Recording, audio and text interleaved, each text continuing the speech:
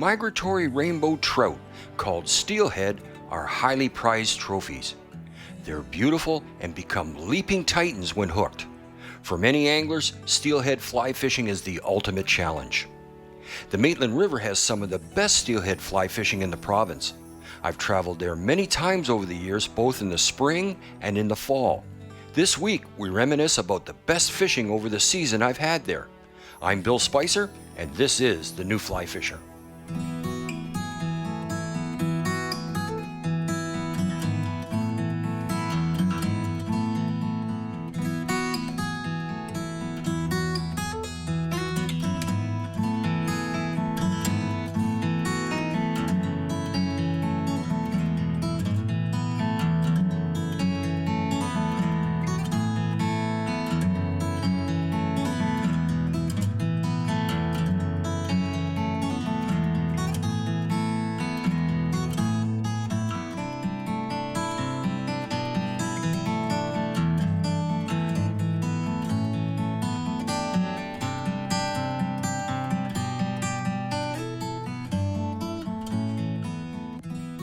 The New Fly Fisher has been made possible thanks to GoFishingOntario.com, Orvis Sporting Traditions, Scientific Anglers, Umpqua Feather Merchants, Superfly, fly fishing made easy. Ontario's west coast in Huron County is located along the shores of Lake Huron. The county is a patchwork quilt of rural Canadian towns, farm landscapes, and parks knit together by a strong agricultural heritage. The Maitland River is 150 kilometers in length and empties into Lake Huron in the town of Godridge. The Maitland has two distinct steelhead seasons, one in the spring and again in the fall. Listen as Fly Fitter Guide Service owner Mike Verhoof explains the different seasons to fish. There's some unique differences between the spring steelhead and the fall steelhead. Basically, it's the time of the season that the fish are in the river. So in the spring, they're in there, they've spawned, they're done spawning, they're building up the energy to get back to the lake and then to live in the lake for the rest of the summer before they return in the fall. The spring fish can be a great fishery, but it's a different fishery in the sense that you're fishing fish that have already spawned and going back, and not quite as fresh and powerful and silver as they are in the fall. In the fall, you have fish that are coming in to either migrate way up the streams to get to their spawning habitat, and then overwinter and hang out there and spawn very early in the spring, and then head back to the lake. Or you're getting a lot of steelhead that are just coming into the system to feed. And they are bright chrome, powerful fish, and absolutely fantastic sport fish on the fly. My first visit to the Maitland was during season 4 of The New Fly Fisher in the fall. The weather was foggy and cool, but perfect for steelheading. Well, persistence pays off. I was swinging the fly in front of me here and putting it on the dangle, and Mike says to leave it on the dangle for a little bit. Let it just hang. And a lot of times the fish will follow along with the fly, and when you first move it, that's when they hit it. There he is there. Very good. Oh, yeah, nice. Look at that leech hanging out of the mouth. Got him? All right. Now that is a beautiful fall steelhead. Beautiful fall steelhead, and he took it right in the lower jaw there. There we go, got it. Now, just nice, fresh, heavy Maitland steelhead, true genetics, not a clipper. Yeah, you see they're good. It's been in probably about 2 weeks since the last big flow we had. Yeah, it's a male. Bit of a kipe in the jaw just there. A little bit of a kipe start. Yeah. You got the color always starts on the cheek patches first. Nice silver color.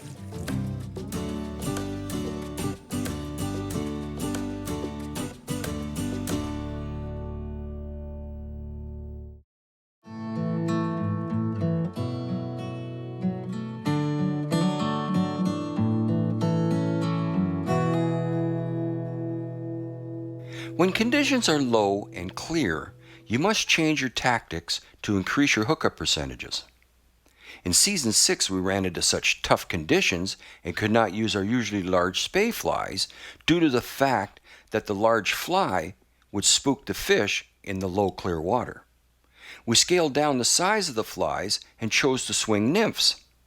This technique was named swimfing by Mike. Fish. Fish, nice one. You know, with the real low water, low flow, clear water, Yeah. it's just, you know, changing your technique to adapt to the conditions. It's another chromer, it looks like. Yeah. Seen a good flash of silver there. Very nice. We were talking about the switch rods before from a fishing concept. You know, from fighting a fish and then just enjoying the fight of a steelhead. You know, these 11'7" weights, Oh, yeah. for example. Nothing like a long rod, eh? Ideal, absolutely ideal. Takes a head shake out of the fish. Now, the one benefit that people don't realize is you can go much lighter tippets with Absolutely. a long rod. Absolutely. Because the rod acts like a shock absorber. Yeah.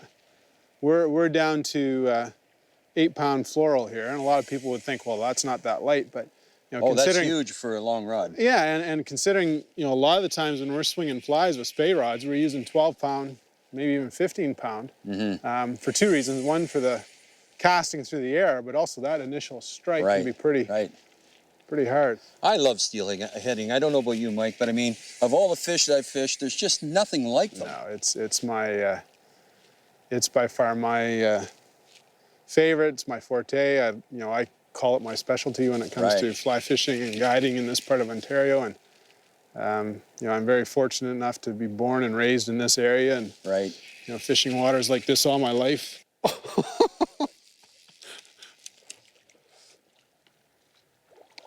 Oh, Mr. Spicer. Mr. Spicer. Look at that. Look at that. Wow. That's a steelhead, folks. A prime example of a steelhead.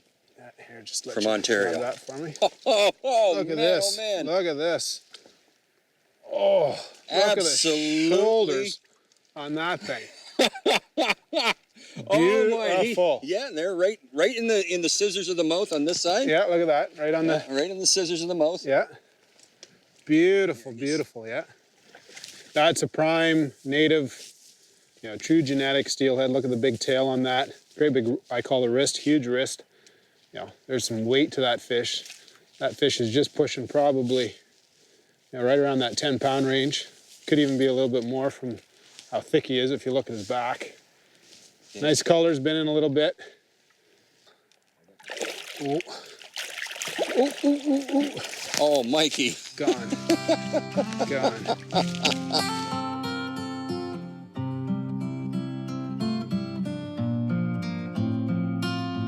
Originally designed to cast on rivers where high banks prevent a backcast, the two-handed rod has been redesigned to perform in many different angling situations.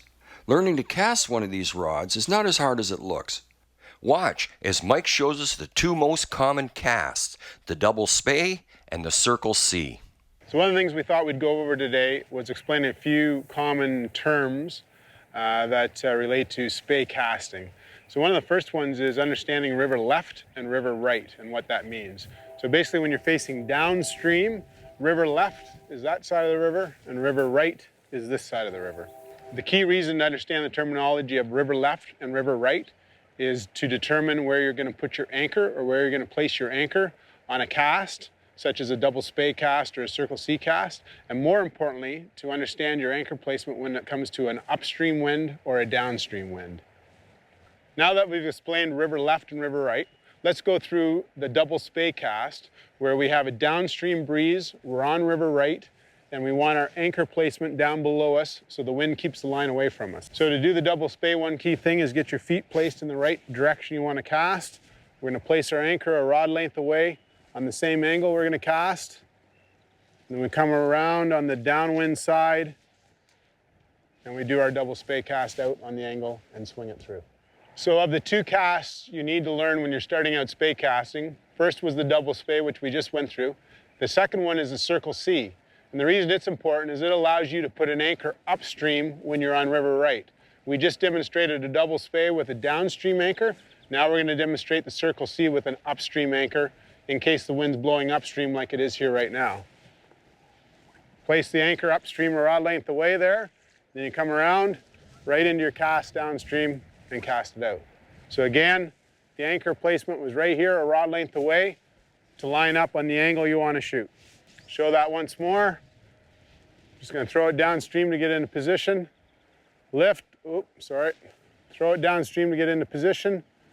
Do a circle C, come around, and throw that line out on the angle we want to swing it.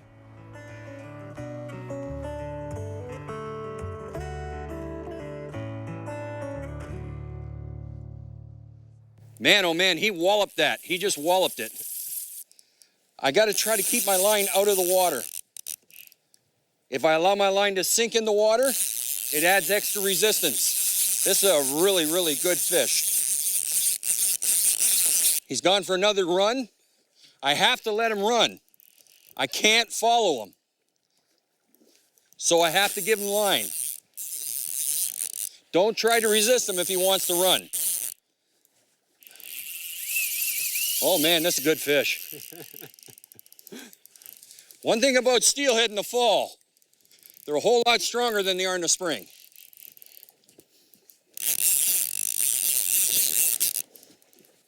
A little side pressure to get him away from that rock, and he's gonna run again. Oh man, good fish. Nice fish, Bill. Good fish. Keep that rod up, keep that line from around those rocks. So Bill, what were you exactly doing with the fly when that fish hit?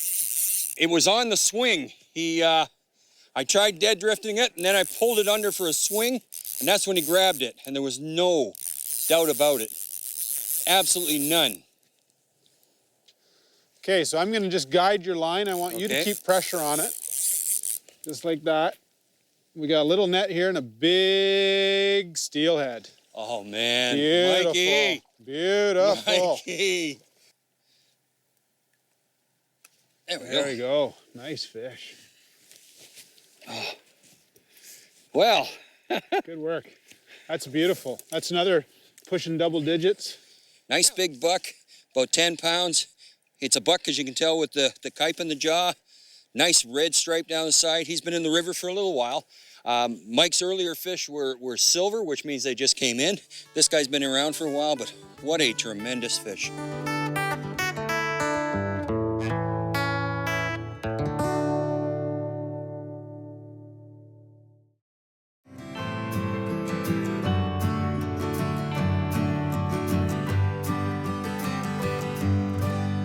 There's a simple saying I always use for steelheading. Steelhead are quite simple to catch. The challenge is finding them and getting a fly in front of one of them. So when it comes to the flow and reading a river, the biggest challenge is how much it fluctuates. We get rains, it goes up.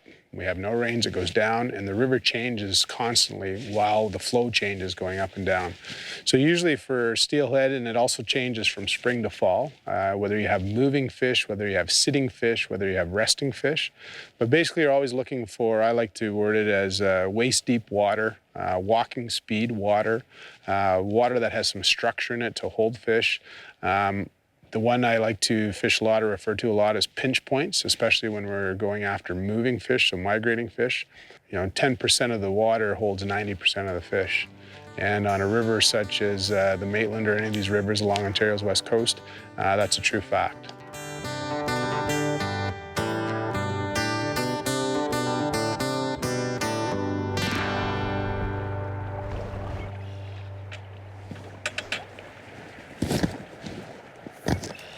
Fish.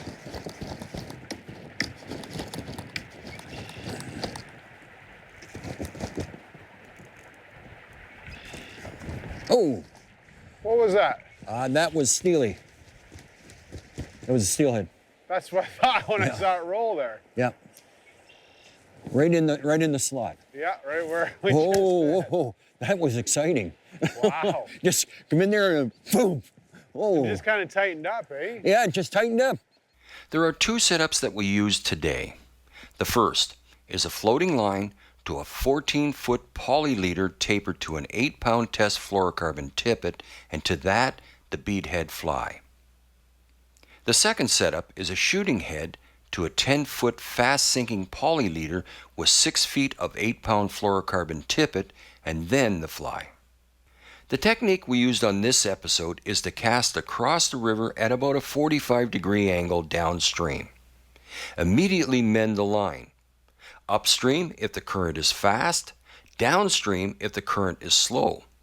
Your fly will slowly cross the river with your line as straight as you can get it. Lead the fly slightly with the rod. Then allow the line to swing in the current until the fly is stopped below you on the dangle. When your fly reaches the end of its swing, pump the rod a few times before recasting. If a fish is followed, this usually entices it to hit. Then you move downstream 2.5 to 3 feet and cast again. Cast, swing, step your way downstream until you've covered all the water in the run.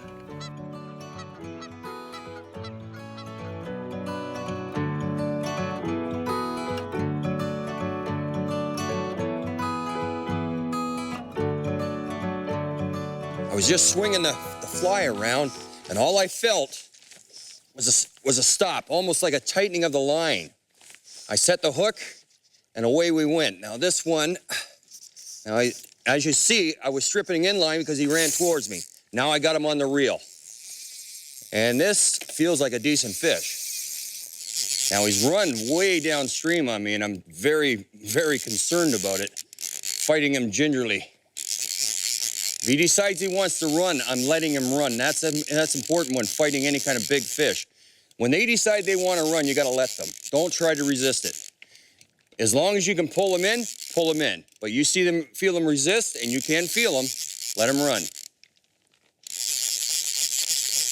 And he's coming back. He's cooperating with us here. He's heading back this way. Very good fish.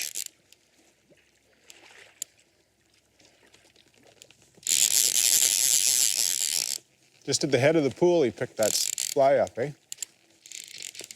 There he goes. Good fish. Nice little hen. Ready? And nicely done. All right. Look at that nice egg-sucking leech right in the corner of the mouth there. So that's a fully purple marabou egg-sucking leech with a big orange bead. And it's tied out of one complete feather, which makes it you can see how it's moving in the water there, just out of the mouth. I'll simply go in and unhook that. It's a very nice prime steelhead hen, pushing about 5 pounds maybe. Great shape. We'll let her go for another day.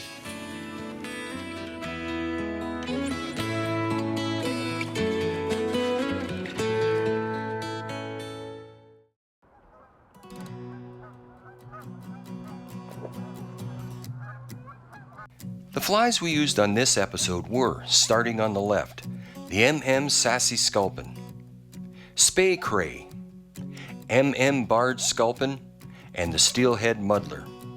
When conditions were tough, we switched to natural colored stone flies in black and in gold.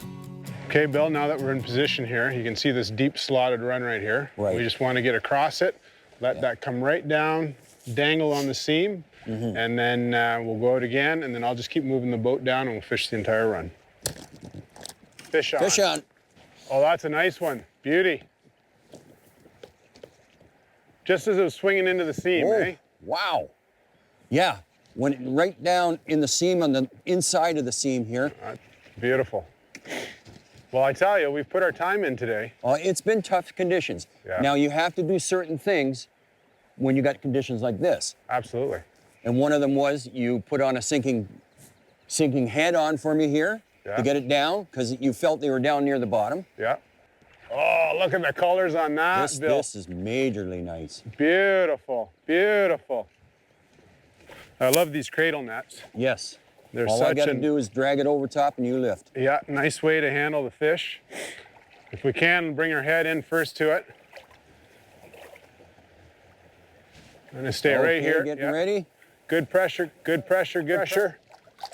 Yes, sir. Fish in the net. Look at it. This is the nice thing about cradles. Look at this. The control that we have. The fish is going nowhere. She's relaxed. I always relaxed. find that's the biggest thing. People want to grab them and squeeze them, and then they want to squirm. In here, they're nice, relaxed. Yeah. You know, we're gonna let her go here right away, but she's in great shape, spawned out hen. Just come off a bed somewhere. Yep. Aggressively feeding, as we saw in the take of the... That's the idea of dropbacks right here. Look at that. And we'll... Pluck that out. There we go. Good, nice work. Beautiful. Ontario West Coast gem. I like to call these egg wagons. She's been up, done her job. And now she's feeding and getting ready to go back to the lake. And that's a good fish. How big would you say that? In prime, she's you know, she's a 7-pounder in prime. Right now, she's probably around that 6. Yeah. But beautiful. Hit Beautiful, it hard, run. Oh, Oh, Bammo. gorgeous. This is a result of lots of hard work. We got very tough conditions. The worst thing happened to us that could have happened is low water and no rain. And it just makes things tough. Well, that's the result of working hard. We covered some water and lightened our setup. Yeah. And we're Nice swinging fish. perfectly, and we'll just let this girl go back so she can come up another day and... Oh, Outstanding. Yes, sir. awesome, Bill. Awesome. Unbelievable. It's just hard work paying off. It just so much satisfaction there. It's yeah. it's just great. That's one of the most excited fish I've caught all spring. Our time has run out for today. I highly recommend you contact Mike Verhoof at Fly Fitters Guide Service for your next steelheading trip. For more information on this show and others in our series, visit us on the net at thenewflyfisher.com. Don't forget to visit us on Facebook and our new YouTube channel. From all of us here at The New Fly Fisher, thanks for joining us, tight lines, and we'll see you next time. The New Fly Fisher has been made possible thanks to GoFishingOntario.com, Orvis Sporting Traditions, Scientific Anglers, Umpqua Feather Merchants, Superfly, fly fishing made easy.